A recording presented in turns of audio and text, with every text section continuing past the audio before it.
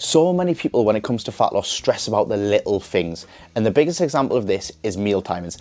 I've coached so many people over the years who've been stressed about, can I eat after 6 p.m? Will it make me fat? How often do I need to be eating to keep my metabolism going? And in this video today, I'm going to solve all of those problems for you. When you should be eating, how you should be eating, so you can build your dream body. So I want to set the record straight to start off the video.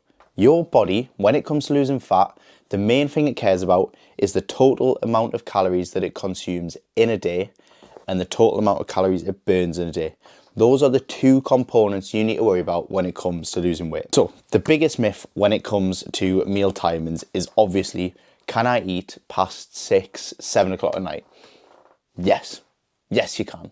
I eat after 7 o'clock absolutely every single night. And that's just the way that I like to consume my meals throughout the day.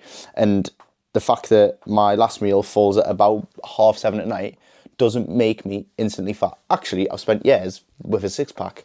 And the reason for this is, again, your body doesn't really care about the times that it eats. And do you know what it is? The amount of people that actually believe this is quite worrying, because what do you think happens? And I understand it. Some people are like, well, you know, you eat and then you're just lying there all day. Well, what happens if you sleep during the day?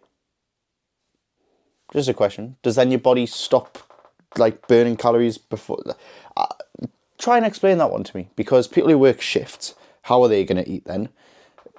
What do they do through the night? Does your body just shut down? Does it just not burn calories? You see, a lot of people follow it because it sounds logical to an extent, where if you're working a normal day, you eat, and then when you go to sleep, obviously you're lying there. So what's your body doing with all those calories? It's not automatically just turning them all to fat and making you fat. I can promise you that. There is some people who will go into this mindset of, right, I can't eat past 6 p.m. and they will lose fat. And I'll tell you exactly why they're losing fat. It's because they've created a boundary within their meal timings.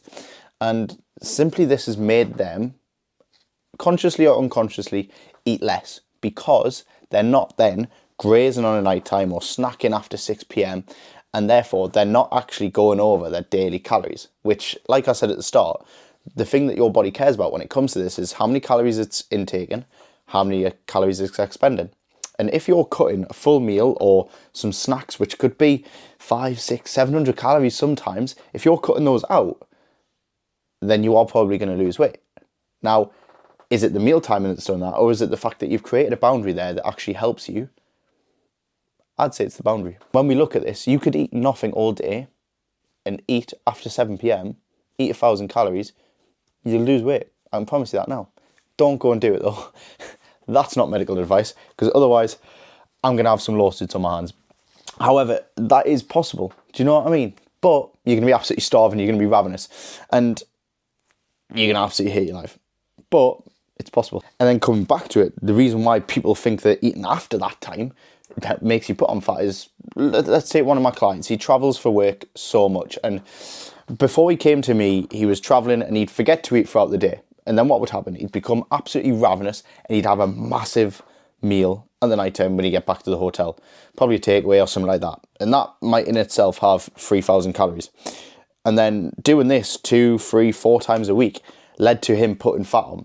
And then the meal timing becomes a scapegoat for poor planning, poor preparation when it comes to nutrition. Not the fact that he ate after 7 p.m. However, there is 1 or 2 times in the day where meal timings do actually matter, and times when I actually encourage my clients to eat. And that is pre and post workout. And there's a quite simple reason for this.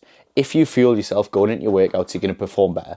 If you perform better, you're going to end up lifting more weights, or if it's a conditioning session, performing better than that, progressing over time, and actually putting yourself in a better position to build your dream body. So we want to be eating going into those sessions. Even if it's first thing in the morning, I always advise trying to have some sort of snack before going into that session. So you might be thinking, well, okay, Marcus, what do I eat? Okay, quite simple. Before your session, eat some carbs, have a little bit of protein in there. Main thing you want before your session is some carbs, because that is going to be our energy source that we're going to run on in the majority of our sessions. Then, after your session, not that there's any sort of protein metabolic window that you need to be hitting, that you need to run to the locker and go down a protein shake, but after your session, I would advise having, again, some protein, make it more protein focused, this one, and also adding some carbs into that meal as well. Just top up those glycogen stores that you've just demolished in your training session. And listen, there's a lot of things out there about training fasted, and there are some benefits to that. Absolutely there are, but if you train fasted, you can still lose fat. If you train fed, you can still lose fat. That's not going to be the determiner of whether you actually get lean or not. And this sort of not eating on an evening time, it's not even doable for a lot of you guys. Like a lot of you guys, if you're at a client dinner after 7 p.m, what are you going to do? Not eat? That doesn't sound realistic. If you're traveling for work and you don't get back to the hotel until 7, what are you going to do? Again, not eat? Still, again, not realistic. And if you're with family on a weekend, are you really just going to sit there after 6 p.m. at the family barbecue while everyone else enjoys burgers, enjoys hot dogs, and you're just sat there twiddling your thumbs having a Diet Coke? Probably not. So there's 2 things that I want you to focus on when it comes to eating later on in the day and also trying to be in your calorie deficit. The first one is eating enough during the day and earlier on. Therefore, you're not going to be absolutely ravenous on the night time, meaning that you're less likely to overeat. And then the second one is actually knowing your total calories and your total macros for the day. Rather than trying to micromanage the time, focus on how many calories you're actually putting into your body throughout the day. And if you've got a good idea of where you're at with that, you A, know where you're going to be on an evening time, and B, know that you're in a deficit and you're moving further towards your goals. Oh, and before I finish the video, there's a link down below, and if you want to inquire more about one-to-one coaching and exactly how you can build your dream body, go and click that link down below and I'll get in touch with you. And if there's one thing I want you to take away from this, is that meal timing is not the issue when it comes to why you're not losing fat. Your portion sizes and the amount you're eating during the day is probably the factor as to why you can't build the body that you want.